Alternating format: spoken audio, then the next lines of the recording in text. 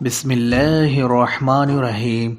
جب سلیمان بن عبد الملک خلیفہ دمشق بہت سخت بیمار ہو گیا تو اس کو اپنے جانشین کی فکر ہوئی، چنانچہ اس نے ایک دستاویز میں اپنے ولی عہد کا نام لکھ دیا، مگر سلطنت کے اس انقلاب آفرین کام میں مشورہ کرنے کے لیے ایک مشہور عالم رجا بن حیوہ محدث شامی رحمۃ اللہ علیہ کو بلایا۔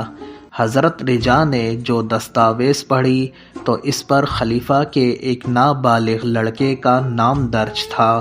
آپ نے فرمایا کہ امیر المؤمنین، اگر آپ اپنی قبر میں سکون اور آسودگی چاہتے ہیں تو کسی ایسے شخص کو اپنا جان نشین بنائیے جو اس سلطنت کے حسن و خوبی کو چار چاند لگا دے۔ یہ نابالغ بچہ بھلا کیا حکومت سنبھالے گا؟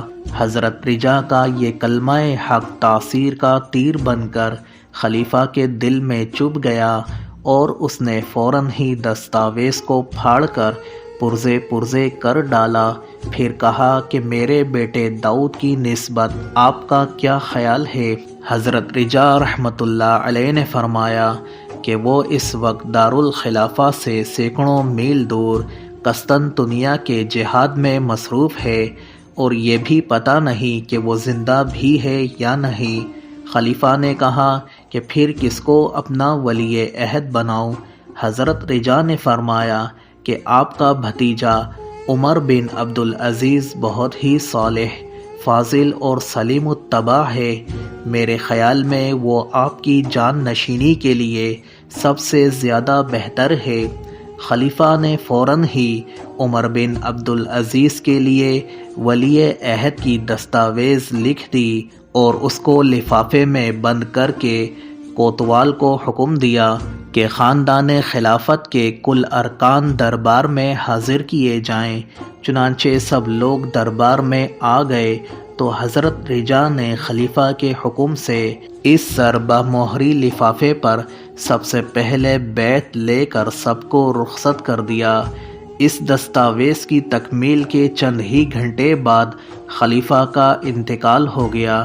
حضرت رجا نے دروازے پر پہرا بٹھا دیا کہ خبردار کوئی اندر نہ جانے پائے، نہ اندر سے باہر نکلے، تاکہ خلیفہ کی موت کا کسی کو معلوم نہ ہو سکے۔ پھر کوتوال کو بھیج کر خلافت کے خاندان کے تمام ذمہ داروں کو بلایا اور دوبارہ اس مہر بند لفافے پر سب سے بیعت لے کر خلیفہ کی موت کا اعلان فرما دیا اور لفافہ کھول کر سب کو عمر بن عبدالعزیز کا نام دکھا دیا۔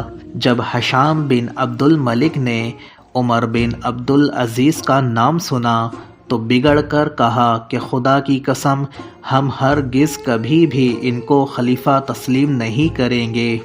حضرت رجا نے ڈانٹ کر فرمایا کہ تم 2 مرتبہ اس مہر بند لفافے پر بیعت کر چکے ہو، اب خیریت اسی میں ہے کہ عمر بن عبدالعزیز کی بیعت کر لو، ورنہ ابھی تلوار سے تمہارا سر اڑا دیا جائے گا۔ حضرت رجا کا قہر آلود تیور دیکھ کر ہشام کانپ اٹھا اور فوراً بیعت کے بعد حضرت رجا نے عمر بن عبدالعزیز کا ہاتھ پکڑ کر منبر خلافت پر بٹھا دیا اور ان کی خلافت کا عملی دور شروع ہو گیا۔ تفسیر قرآن، حدیث و فقہ، تاریخ اسلام نیز قرآن اور تاریخ کے واقعات جاننے کے لیے ہمارے یوٹیوب چینل قرآن میسج کو سبسکرائب کیجیے۔